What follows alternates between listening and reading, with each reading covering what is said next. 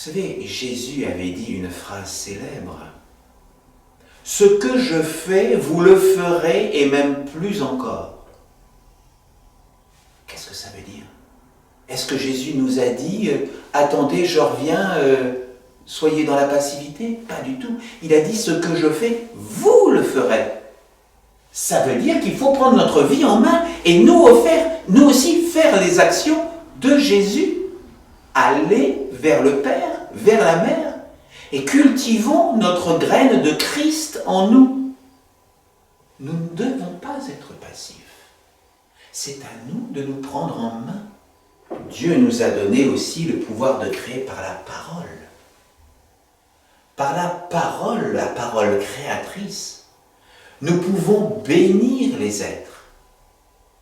Nous pouvons leur apporter la guérison, la consolation.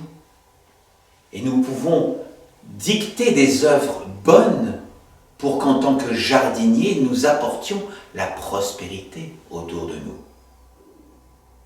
Mais il est vrai aussi que l'homme, bien souvent, va utiliser sa parole pour aller vers le néant, pour aller de plus en plus vers la matière, vers ce qui le rassure.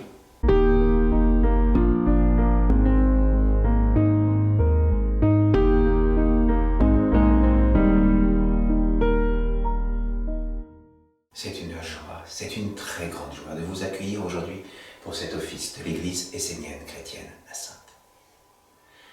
Pour commencer, je vous invite à prendre contact avec le sol qui nous porte.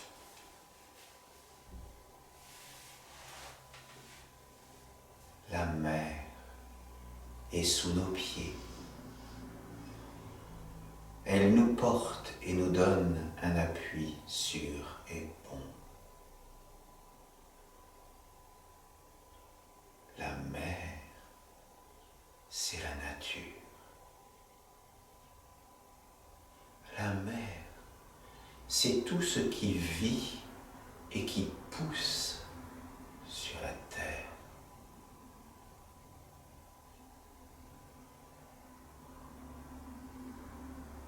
Avec l'énergie du printemps, avec la lumière du soleil, nous pouvons sentir à l'intérieur de nous l'aspiration à vouloir grandir et sortir de notre coquille intérieure pour faire face au soleil.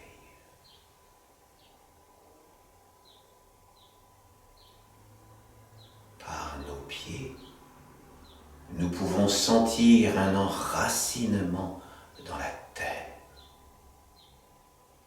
qui nous apporte une solidité, une stabilité, le grand calme. Et comme l'arbre majestueux,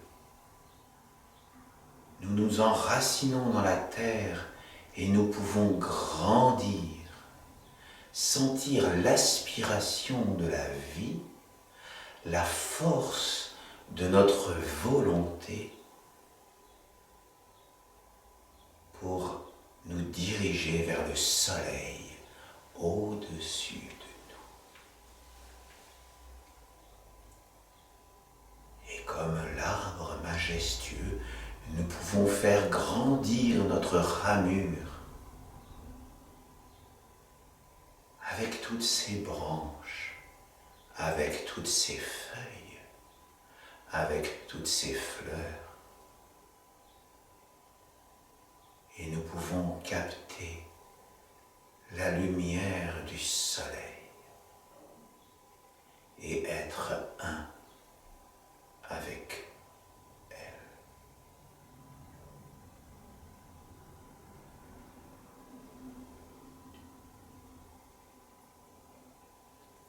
la lumière du soleil nous apporte la vie. La lumière du soleil nous apporte la chaleur qui éveille et fait tout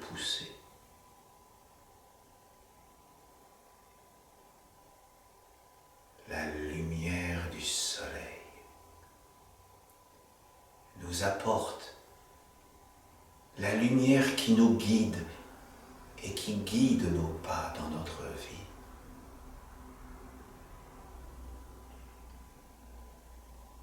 La lumière qui nous apporte la clarté dans notre tête.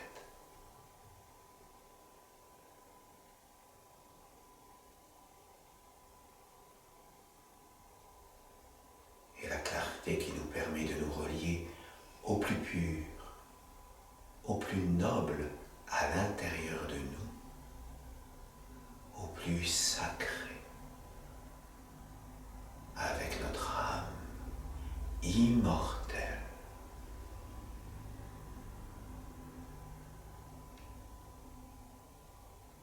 Nous sommes des êtres qui marchons sur la terre pour bénir tous les êtres.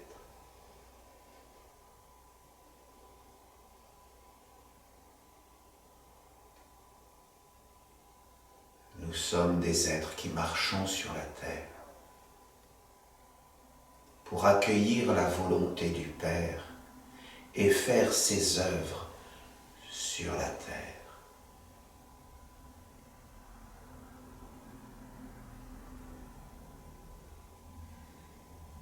Soyons dans la joie profonde d'être ici et maintenant dans ce temple en union de cœur et d'âme, tous ensemble, tous les frères et sœurs. Soyons dans cette joie de participer à l'œuvre de Dieu sur la terre. Ah.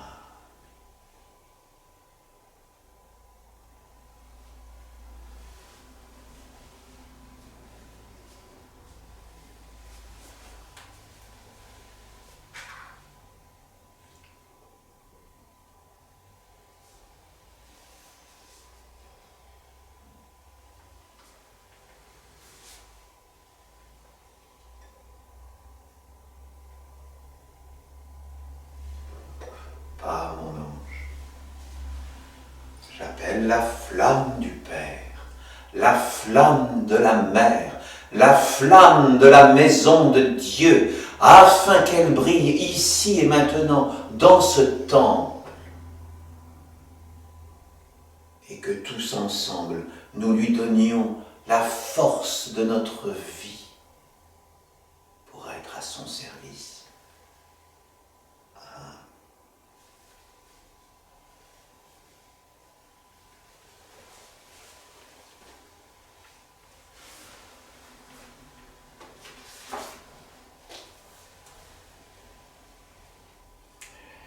Aujourd'hui, je vais vous apporter un éclairage sur le deuxième commandement du Père Gabriel qui nous dit « Tu ne mentiras pas devant la vérité, tu ne peux mentir que devant le menteur. » Alors là aussi, aujourd'hui, je vais vous apporter l'éclairage que nous pouvons voir dans les trois mondes. Le monde de la mère, de la matérielle, le monde de l'homme, de la pensée, de la spiritualité, et nous allons ensuite voir le monde du Père. Lorsque l'on reste dans la matière et que l'on entend ce commandement, qu'est-ce que l'on peut comprendre? Eh bien, on peut se le rapprocher au commandement de Moïse qui dit « Tu ne mentiras point ». C'est, je veux dire, la première compréhension que nous pouvons avoir. Mais on se rend compte que dans le monde de l'homme, bien souvent, eh bien, dans le monde de la matière, les matérialistes vont bien souvent chercher à faire ce qu'ils veulent avec la vérité. Ils vont bien souvent la travestir pour essayer de faire concorder la vérité avec ce qui les arrange. Pour les matérialistes, qu'est-ce que la vérité? Eh bien la vérité, pour eux, c'est la science. C'est la science qui va déterminer ce qui est juste de ce qui est faux. Mais malheureusement, bien souvent, ils occultent le fait que la science est très souvent corrompue par des intérêts financiers qui vont vouloir orienter une certaine vision, une certaine connaissance pour la mettre à la disposition de l'homme en écartant certaines choses qui peut, déranger. Donc on se rend compte que la science, si, lorsqu'elle est bien faite, lorsqu'elle est juste, apporte une certaine vérité, celle du monde de l'homme, celle de la matière, la vérité est bien au-delà de cela. Alors si on regarde maintenant au niveau de l'homme, eh bien souvent on se rend compte que le regard égocentrique de l'homme va dire, eh bien, la vérité, c'est ce que je comprends, c'est ce que je crois être vrai, et il va vous croire qu'il peut définir la vérité, que la vérité est, selon sa mesure. Protagoras, dans l'Antiquité, qui disait « l'homme est la mesure de toute chose ». Mais on se rend compte que bien souvent, là encore, c'est un regard bien déformé. Et les personnes qui ont une vision humaniste, qui sont sincères, eh bien, vont bien souvent avoir une vision très restreinte de ce qu'est la réalité, la vérité dont nous allons aborder aujourd'hui. Et d'ailleurs, l'archange Gabriel nous le dit très bien. Il nous dit « La plupart des êtres humains considèrent la vérité comme quelque chose qui paraît être juste, vrai, authentique. Mais je veux vous inciter à comprendre que l'homme n'est pas le critère, qu'il n'est pas capable d'évaluer la vérité. La vérité est au-delà de l'opinion de l'homme. Elle est. Qu'elle paraisse juste ou injuste, positive ou négative, fondée ou infondée, la vérité est. Et rien, absolument rien, ne peut la remettre en cause. La vérité est grande, elle est Dieu lui-même, sa manifestation, et elle lui appartient. Alors, effectivement, il faut que nous redescendions de notre piédestal. La vérité, ce n'est pas ce que l'homme peut comprendre, la vérité est bien au-delà. La vérité, c'est Dieu. Et effectivement, avec notre petit cerveau, nous ne pouvons pas comprendre la réalité, la vérité qui se cache dans Dieu. Dieu est la vérité. Et il est incommensurablement plus grand que nous. Et nous ne pouvons pas comprendre Dieu dans sa réalité concrète. Ou alors c'est qu'on le fait descendre dans une compréhension tout à fait matérialiste, réduite à ce que notre cerveau peut comprendre. Et nous sommes dans ce cas-là complètement dans l'erreur et dans l'illusion. Donc, Dieu est la vérité. L'homme ne peut pas avoir la vision complète de Dieu. Donc l'homme ne peut pas avoir la vision complète de la vérité. Alors, l'archange est gentil avec nous. Il va nous dire quand même quelques éléments qui vont nous expliquer ce que nous pouvons quand même comprendre avec notre cerveau humain. Et donc, il va nous donner quelques éléments pour nous encourager à aller dans le sens de la vérité. Parce que l'archange Gabriel nous dit « la vérité éveille, alors que le mensonge endort ». Ça nous permet déjà d'avoir quelques éléments de compréhension. Il nous dit encore « la vérité établit une relation, alors que le mensonge isole ». Ça, on a tous déjà pu l'observer dans notre vie. Donc voilà, il nous cherche à nous encourager à aller vers la vérité. Il nous dit « L'essénien doit se placer devant la vérité pour s'éveiller, pour se centrer et faire apparaître ses valeurs et ses fondements dans sa vie. Celui qui n'est pas né à la vie intérieure ne peut connaître la vérité. » La vie intérieure, c'est de se retourner à l'intérieur de soi pour essayer de comprendre le sens de sa vie, d'être en lien avec son âme. Et la méditation est l'outil par excellence pour pouvoir se tourner à l'intérieur de soi. Donc lorsqu'on est vraiment sur un chemin de travail intérieur, de méditation, on peut progressivement aller sur un chemin qui peut nous mener vers la vérité. L'archange nous dit « Au début, l'homme ne sait pas faire la différence entre ce qui est vrai et ce qui est faux. Ce n'est que par sa propre recherche son éveil intérieur, son analyse, ses études, ses alliances, qu'il va progressivement entrer dans le véritable sens, jusqu'à percevoir la grande vérité telle qu'elle est. Oui, donc, il nous donne cette espérance de, lorsque l'on travaille véritablement sur nous, on peut vraiment essayer de s'approcher de la vérité ultime de Dieu. Et alors maintenant, si nous voulons essayer de comprendre la vision du Père sur la vérité, accrochez-vous, parce que là, ça va décoiffer. Le monde du Père, donc, veut nous faire comprendre que rien, absolument rien, ne peut être en dehors de la vérité, car elle est le principe même de l'existence. Donc effectivement, tout ce qui existe est vérité. Le juste et l'injuste, la sagesse et la bêtise. À partir du moment où une bêtise existe, donc elle est vraie. Elle est vraie, c'est une vraie bêtise. Il faut comprendre les choses. Là, nous sommes dans le monde du Père, dans la compréhension de ce que le Père veut nous faire comprendre sur la vérité. L'archange nous dit, être avec la vérité, c'est être avec Dieu. Aucun mensonge ne peut être, car le principe même du mensonge est la non-existence. Alors effectivement, ceux qui sont dans la matière, dans une vision complètement matérialiste des choses, eh bien, se donnent leur vie donc, à ce qui est recyclable, au mortel. Et donc, progressivement, en se reliant au mortel, donc au néant, eh bien, ils vont dans le sens de la non-existence. Mais ils n'y sont pas encore, mais voilà, c'est le sens que leur vie emprunte. Donc, pour être dans l'existence, il faut au contraire aller vers la vérité, vers la vie, vers Dieu. Là, c'est aller dans le sens de la croissance et de l'existence. L'archange nous dit « Aucun être ne peut être en dehors de la vérité, ni manifester ce qu'il n'est pas. Ainsi, l'absurdité manifeste ce qu'elle est. En cela, elle est en accord avec la vérité. Il en est de même pour le menteur. Il est vrai dans le sens qu'il est un vrai menteur. De même, celui qui est usurpé est faux, est vrai, dans le sens qui est vraiment usurpé et faux.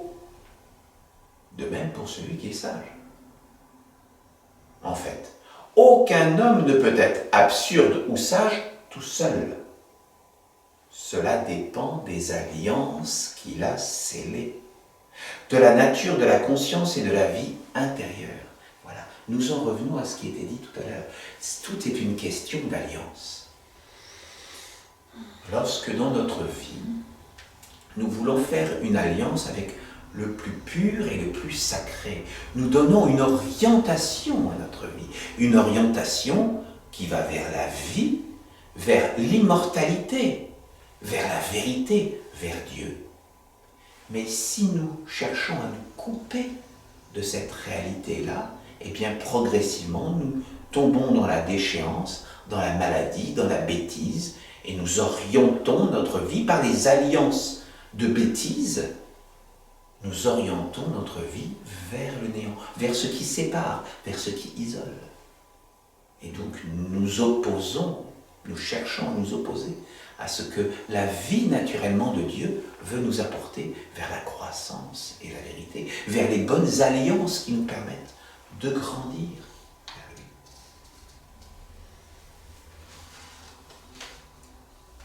Si l'homme est centré dans l'être véritable, toute chose lui apparaît comme la manifestation d'une intelligence supérieure qui l'enseigne et le conduit vers la noblesse et la grandeur. Celui qui est bête verra la bêtise partout et fera entrer en lui, sans aucun discernement, des sympathies ou antipathies qui sont les portes ouvertes au désordre, à la maladie, au dérèglement des mondes subtils, anarchiques, qui cherchent à vivre et à prendre le corps dans la vie de l'homme. Regardez les choses, les événements, les êtres comme ils doivent être regardés, et ne conduisez à l'intérieur de vous que ce qui vous éclaire, vous harmonise, vous ennoblit et vous permet d'avoir un langage avec votre ange et avec votre âme immortelle. Oui, ça rappelle l'autre commandement du Père Gabriel qui dit « Tu ne regarderas pas ce que tu ne dois pas regarder de peur d'être possédé. » Parce que sinon nous créons des alliances avec la bêtise, pour faire simple. Et lorsque nous ouvrons les portes à la bêtise, eh bien elle va chercher à prendre le pouvoir de notre vie, prendre la destinée de notre existence. Et voilà, nous sommes ensuite pieds et poings liés avec elle. Donc, nous devons faire attention à ce que nous accueillons dans notre vie. Nous devons être des gardiens vigilants de notre corps d'abord. Nous ne devons pas accepter de faire rentrer n'importe quoi dans notre corps. Nous devons être attentifs, être dans la maîtrise pour accepter ce qui est bon et juste pour nous et mettre de côté ce qui ne doit pas rentrer. Ce n'est pas le condamner ou le juger, c'est le mettre à côté et éventuellement la raccompagner dans le recyclage, s'il doit aller dans le recyclage. Chaque chose doit être à sa place dans notre vie. Et c'est à nous de créer les bonnes alliances. L'archange nous dit « Le reste, regardez-le comme une vérité en chemin qui n'a pas encore trouvé l'éveil intérieur ni l'orientation de la sagesse. Ne vous opposez pas, n'entrez pas dans nos conflits, ne tissez pas de liens, n'éveillez pas des sympathies-antipathies, ne posez pas de jugements favorables condamnants. Car si vous faites cela, vous vous liez et vous ouvrez les portes de votre être, de votre destinée, et invitez vos organes à faire venir ces mondes en vous. Il ne suffit pas de rejeter une chose en disant qu'elle est un mensonge et que tu ne la veux pas de ta vie. Il faut la conduire dans la perfection. Donc, je sais bien que dans le monde dans lequel nous vivons, qu'est-ce que c'est difficile. Parce que, voilà, nous sommes abreuvés par les informations, par toute la publicité, et par tous ceux qui sont autour de nous, même des personnes bien intentionnées, famille, amis, relations, qui nous disent « Ah tiens, tu sais pas, il s'est passé telle chose dans le monde, etc. » Oui, mais quand on est des observateurs de tout cela, eh bien nous accueillons cela à l'intérieur de nous. Nous les faisons entrer par nos oreilles, par nos yeux. Et donc voilà, quelque part, ils vont prendre leur place. Alors, je ne dis pas que nous pouvons nous isoler et que nous devons absolument nous isoler du monde, ce n'est pas ça. Mais nous devons être dans la vigilance. Et que lorsque nous prenons quelque chose, que nous l'accueillons à l'intérieur de nous, eh bien, il faut pouvoir l'amener vers la sagesse. Nous avons quelque part ensuite une certaine responsabilité. Donc, nous devons être dans la prudence pour, voilà, être attentifs à ce qui vient nous visiter. Parce que sinon, après, ça va être le désordre, dans nos pensées, dans nos sentiments ou dans nos actes. Pour terminer, le psaume de l'archange est très très vaste, je ne vous en donne que des extraits. Mais je vais terminer par ce verset qui nous dit « Tu ne peux mentir que devant le menteur. »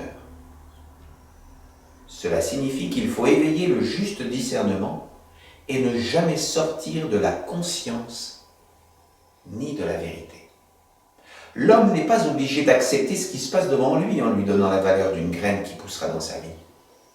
L'homme doit être clair et en accord avec lui-même et ne pas vouloir être fécondé par un monde de mensonges qui s'approche de lui pour l'envahir, le conquérir et le faire réagir.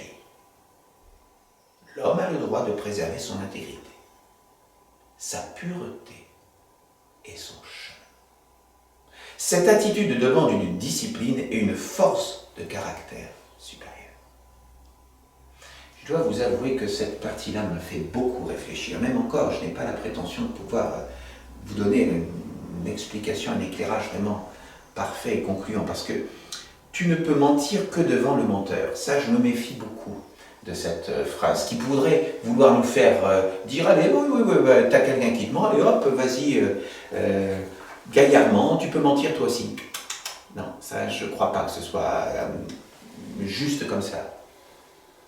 Je crois qu'il veut nous dire effectivement que nous devons nous protéger, ne pas laisser entrer n'importe quoi. Mais je crois qu'il ne faut pas non plus tomber dans la facilité à dire n'importe quoi. Et je veux dire, donner la vie à des fausses informations, un mensonge.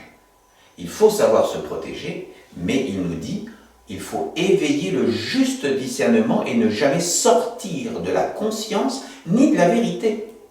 Ne jamais sortir de la conscience ni de la vérité. Donc voilà, c'est une phrase qu'il faut manier avec beaucoup de prudence, je crois. Voilà ce que je voulais vous donner comme éclairage sur le deuxième commandement du Père Gabriel. La prochaine fois, nous verrons le troisième commandement, dans la prochaine office. Mais combien de fois je vous ai dit que pour les Esséniens, la vérité, pour chercher la vérité dans le plan concret, il faut avant tout se poser sur la mer. Sur la mère Terre. Parce que la mère Terre, la nature, c'est la vérité, c'est le réel incarné. Le réel, c'est ce qui nous permet d'éviter de tomber dans des illusions. Combien sont les spiritualistes qui sont complètement déconnectés du réel et qui, voilà, sont constamment dans des illusions, dans des fantasmagories? Non. L'Essénien doit être posé sur la vérité, sur la terre-mère. Et c'est ce que nous allons chanter maintenant dans notre premier chant.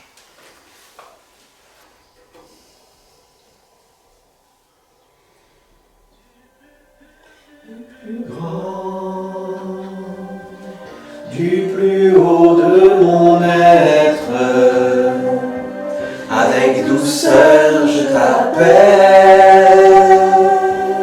quand je me pose sur toi, du plus vrai, du plus haut.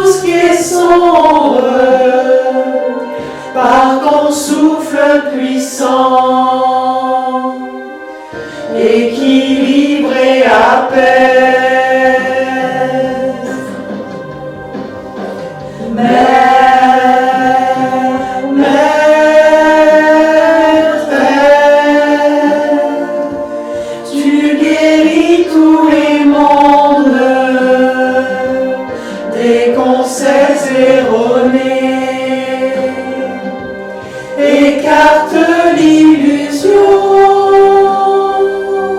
que porte le monde.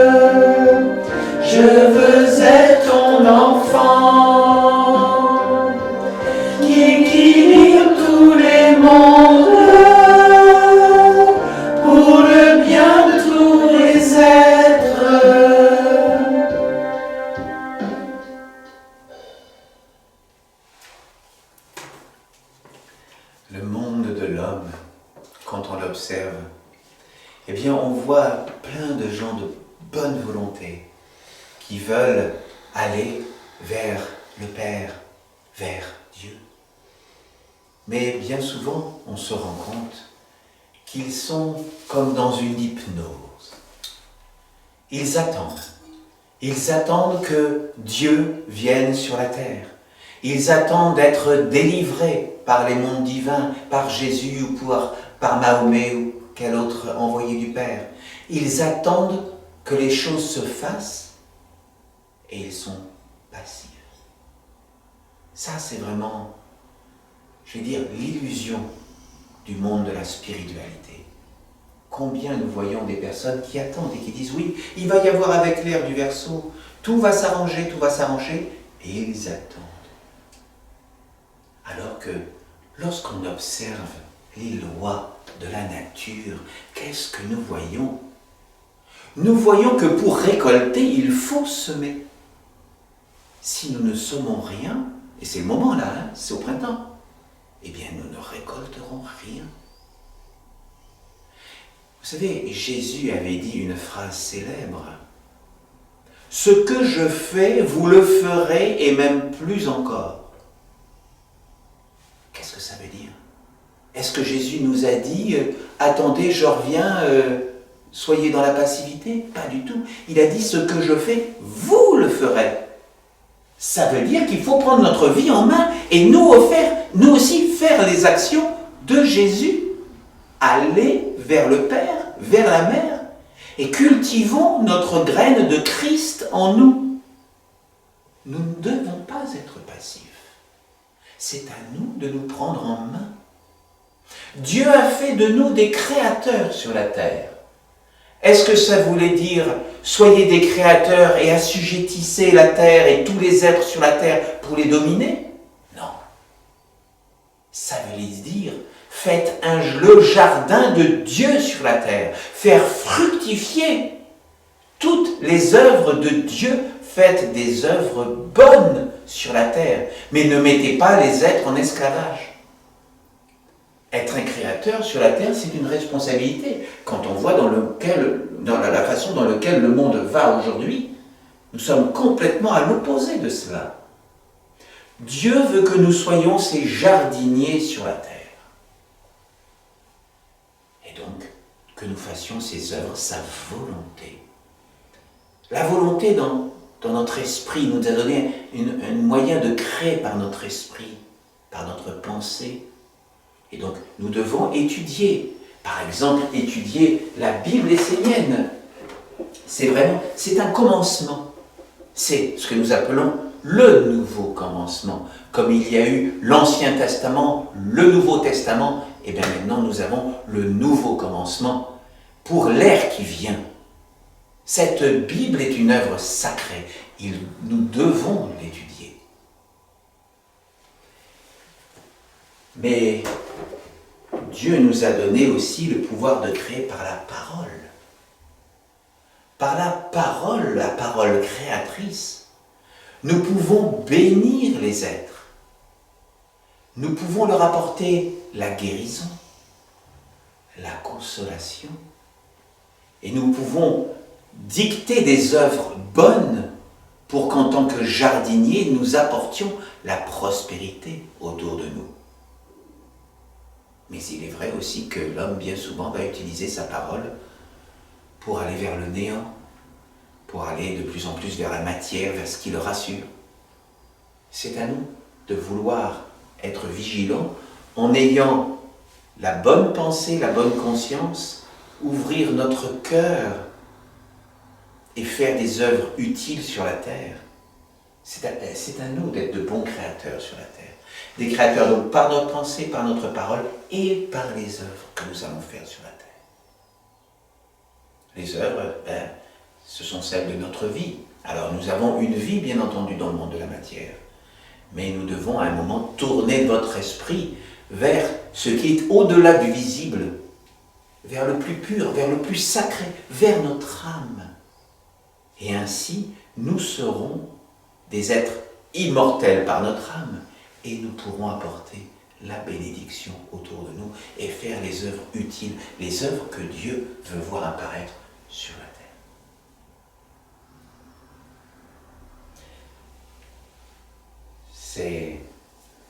Maintenant nous allons nous retrouver dans ce chant, le chant de la louange de la mer. Parce que, effectivement, lorsque l'on prend appui sur Dieu la mère et que nous la louons dans notre cœur, nous pouvons nous relier au plus pur à l'intérieur de nous.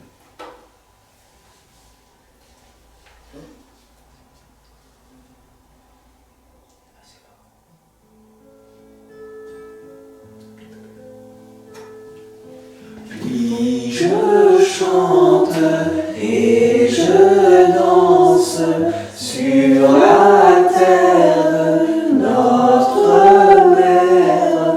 À ses règles je prospère, louange au cœur de la mer. Oui, je chante et je danse sur la terre, notre mère. Par ses règles, je prospère, louange au cœur de la mer. Le Père donne le savoir, la mer est le fondement, tous les règnes sont en moi, et je chante de ma voix. Oui, je chante et je danse sur la terre, notre mère. Par ses règles, je prospère, louange au cœur de la mer. Oui, je chante et je danse sur la terre, notre mère. Par ses règles, je prospère, louange au cœur de la mer. Le Père donne le savoir, la mer est le fondement, tous les règnes sont en moi, et je chante de ma voix. Oui, je chante et je danse sur la terre de notre mère. Par ses règles, je prospère, louange au cœur de la mer.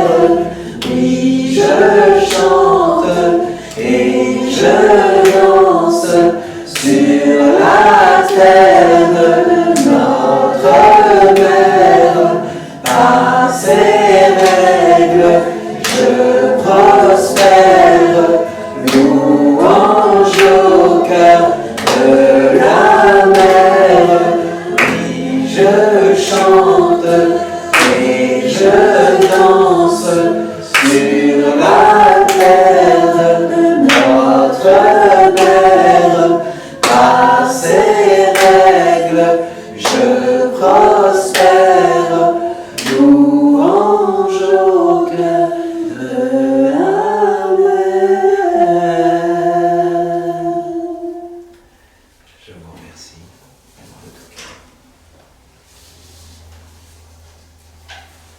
Alors aujourd'hui, nous allons appeler l'oracle de Dieu pour nous éclairer sur un psaume.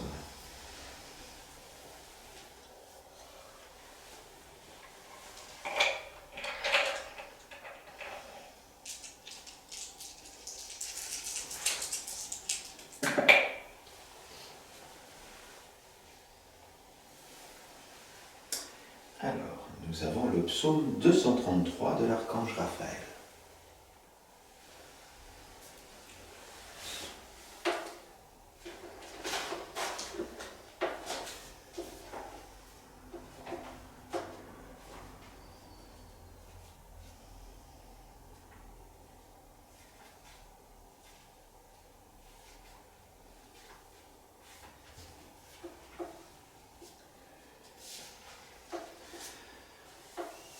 Le psaume de l'archange 233 de l'archange, le psaume 233 de l'archange Raphaël, je mets les choses en bon ordre, s'intitule « Recevoir et donner ». Recevoir et donner sont deux organes fondamentaux dans la vie de l'homme. L'homme doit savoir recevoir et donner d'une façon juste, afin de construire sa vie sur des bases solides, afin de grandir et de faire apparaître ce qui est immortel. L'homme doit vivre pour faire vivre ce qui est plus grand que sa propre existence. Aujourd'hui, ce qui vous rend faible, c'est l'éducation que vous avez reçue. Je ne dis pas que vous êtes totalement détourné de l'orientation vers Dieu, que vous portez au plus profond, mais vous avez un travail à faire au sujet de l'approche que vous avez du monde divin. Vous le considérez à travers des concepts qui incarnent tout ce qui vous manque dans la vie. Vous pensez que le monde divin est la richesse absolue, l'énergie suprême, l'éternelle sagesse, la profusion dans tous les mondes, et que vous devez l'honorer pour pouvoir bénéficier de sa protection et de son soutien. Je vous dis, vous les hommes, vous ne savez pas accueillir celui qui vient au nom de l'Éternel. Vous ne savez pas ouvrir les bras pour le recevoir. Apprenez à accepter ce qui est et apprenez à faire des choses sans y mettre votre propre existence, votre soif de vivre sur la terre. Ne pensez pas qu'à prendre, qu'à profiter, à vous enrichir en pensant que vous serez plus fort et plus grand, mais apprenez à recevoir pour donner, pour rendre plus grand, pour honorer. Celui qui ouvre les bras pour accueillir et qui est capable de donner sans la moindre pensée de retour, sera aimé et apprécié par les mondes supérieurs.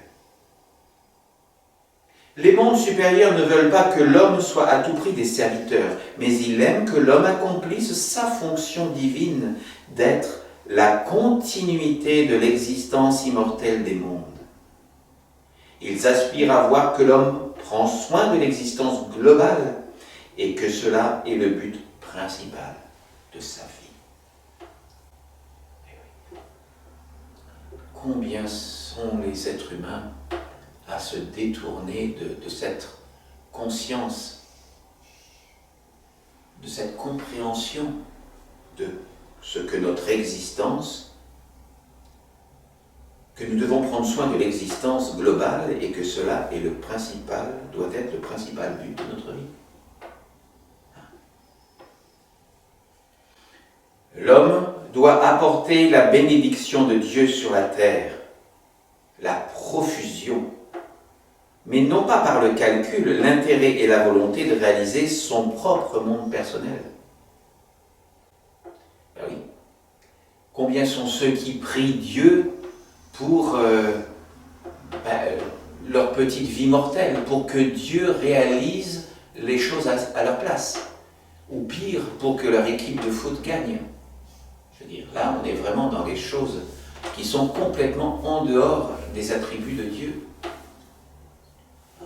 Dieu ne s'intéresse pas au monde du recyclage, à la mort.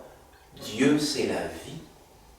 Et nous devons, au contraire, recevoir les bénédictions de Dieu pour les mettre au service de toute la création.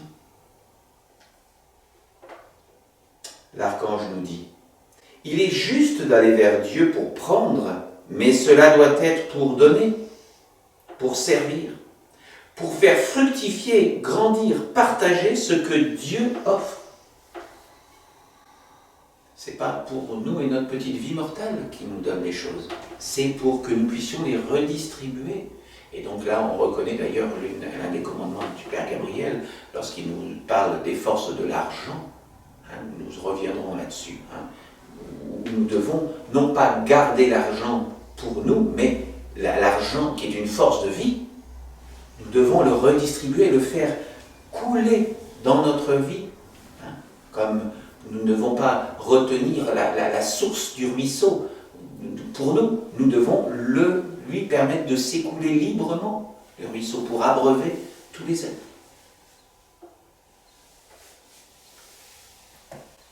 Aller vers Dieu pour prendre est une évidence, car la lumière est la source de tout ce qui est bon.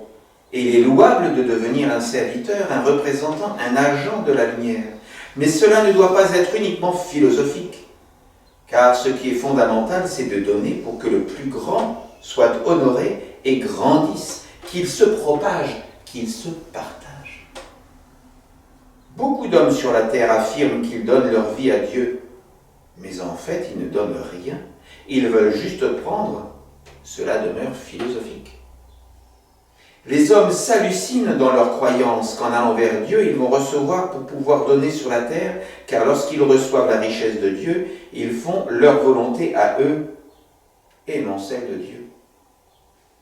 Celui qui ne sait pas ouvrir ses bras comme un parent pourrait le faire quand il accueille un enfant, ou qui le fait, mais non pour les grandes idées dans sa vie, ne recevra jamais l'amour et les bienfaits des mondes supérieurs. C'est comme accueillir un enfant et s'occuper de lui en se disant « un jour c'est lui qui me succédera, j'investis sur lui pour qu'il me rende tout ce que je lui donne ». Si l'homme pense ainsi, et c'est d'ailleurs ce qu'il fait à propos du monde divin, il est certain qu'il ne recevra pas la bénédiction. L'homme ne reçoit la bénédiction que s'il est capable d'accueillir, de donner, d'offrir sa vie, tout simplement parce que c'est la vie qui va continuer à exister et qui va être provision sur la terre. Si les dieux existent encore dans le monde des hommes, c'est tout simplement parce qu'ils veulent que l'existence de l'homme continue et se perpétue. Si ce n'était pas le cas, les hommes, même avec leur volonté, ne pourraient participer à la vie des dieux. Olivier Manitara demanda à l'archange Raphaël, « Père Raphaël, que veux-tu dire quand tu parles d'ouvrir les bras et de donner? Veux-tu dire que nous devons tout donner de notre vie sans aucun calcul ?» L'archange répondit, « Vous devez vivre avec intelligence. Prendre et donner veut dire construire, mettre des graines en terre, offrir sa vie pour que la vie existe. La vie n'existe pas, ne se perpétue pas juste dans une croyance abstraite, dans une philosophie, dans des idées, mais elle entre dans l'expansion et la transmission si un terrain existe et est organisé pour pouvoir y vivre.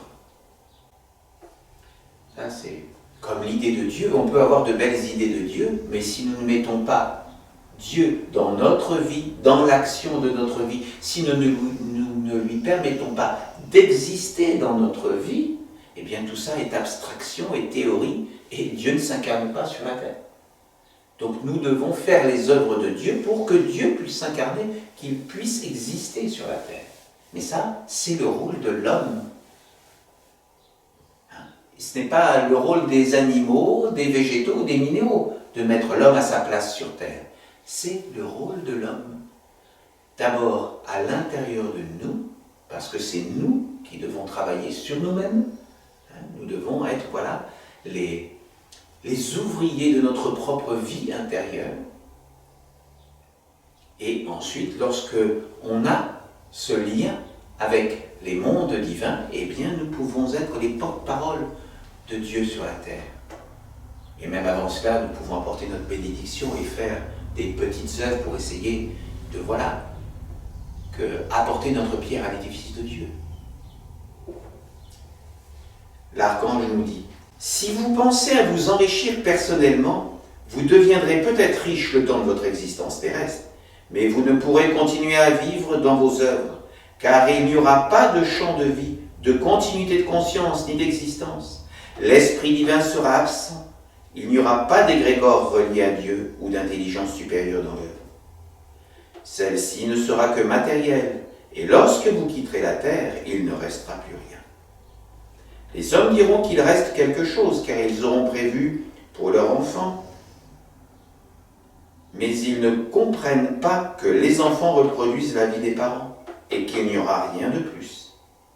Ils utiliseront les forces de l'esprit uniquement pour le corps et la vie terrestre, et finalement, cette richesse qui ne peut entrer dans la grandeur finira par flétrir, de sorte qu'au bout de quelques générations, il ne restera plus rien. Si vous savez prendre et donner, vous ouvrez la possibilité à la vie future non seulement de continuer à vivre, mais surtout d'atteindre l'expansion, l'accomplissement, l'immortalité. Pour cela, vous devez bien préparer la terre, y mettre les semences, honorer les dieux et entrer dans le don de soi pour une vie supérieure et universelle. La motivation ne doit pas être les objectifs de la vie terrestre ou la peur de manquer, mais de vivre dans un futur harmonieux et beau, des fleurs et des arbres que vous aurez plantés, des paroles que vous aurez prononcées, de vivre dans la chaleur du cœur que vous aurez éveillé dans chaque être, dans la pensée divine et sage que vous aurez fait vivre dans la terre de chaque être humain. En cela, vous continuerez à vivre, car tout cela vous sera donné si vous avez vous-même donné votre vie à cette intelligence qui a permis à l'humanité du lumière d'exister encore sur la terre. Je vous invite à méditer ces paroles pendant 5 minutes.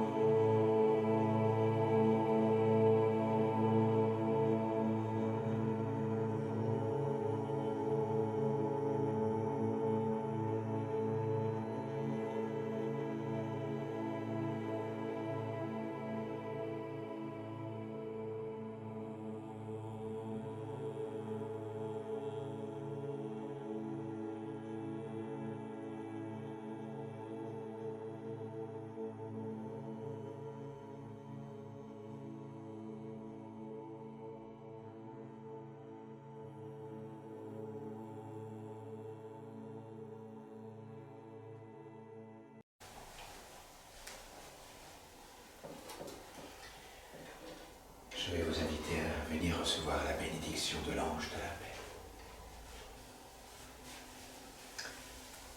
À vous qui m'écoutez chez vous, par mon ange, recevez la bénédiction de Dieu.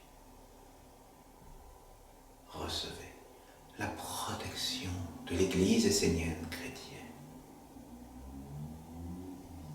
Recevez la force protectrice, libératrice, rédemptrice de l'ange de la paix. Paix de Dieu sur vous. Paix de Dieu dans vos pensées. Paix de Dieu dans votre cœur. Paix de Dieu dans votre volonté. Que vos œuvres soient en accord avec la paix de Dieu. Ah.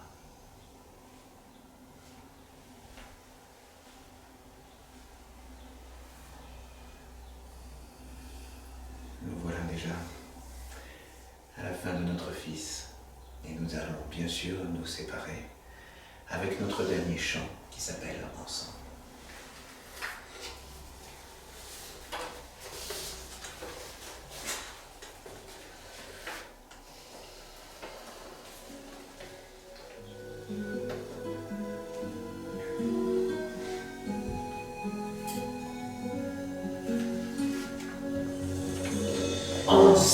Ensemble, nous protégerons nos mystères.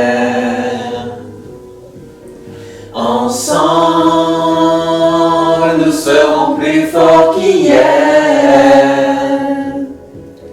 Ensemble, nous bâtirons les repères d'une nation libre sur la terre.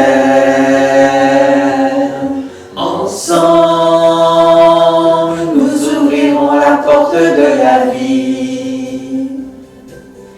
Ensemble, à l'Éternel, nous offrirons nos fruits. Apprends à œuvrer pour fortifier notre alliance. Comprends le sens profond d'une suprême conscience. Porte du mystère, porte de la lumière qui guérira la terre. La terre, répondons à l'appel d'une seule voix fraternelle, afin qu'il nous révèle un monde éternel.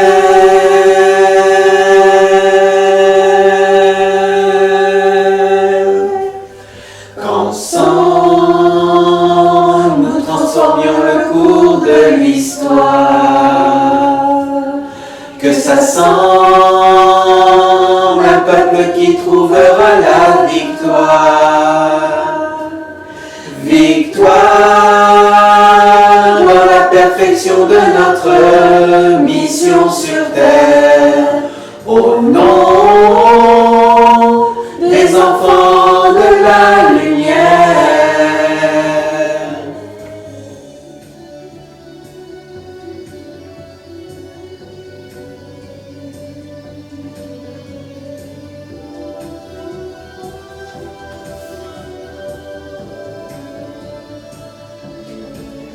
Ouvrir le sens de notre existence, l'offrir à l'universelle conscience. Ensemble, ensemble, ensemble, ensemble,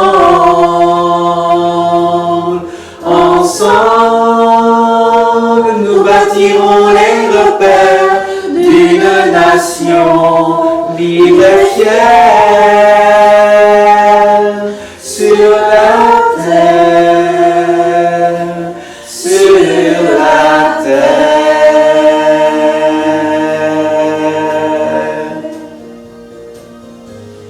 sur la terre.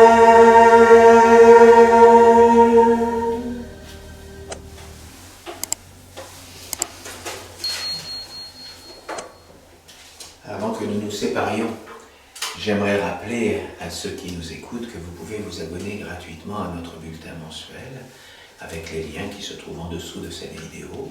Donc voilà, si vous voulez avoir une approche de l'enseignement essénien, quelque chose, je vais dire, de light, hein, comme j'aime l'habitude de dire, parce que avec ce bulletin, nous n'allons pas dans l'ésotérisme, nous allons vraiment sur quelque chose qui est fait pour rendre l'essénisme accessible à tout le monde. Et bien voilà, vous pouvez vous abonner gratuitement à ce bulletin. Là, c'est le bulletin du mois de mars de cette année. Voilà.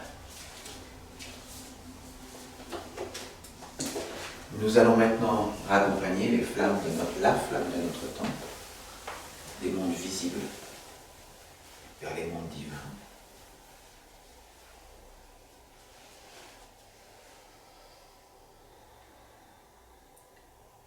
Nous raccompagnons la flamme du temple, la flamme du Père, la flamme de la Mère, la flamme de la maison de Dieu, des mondes visibles vers les mondes divins.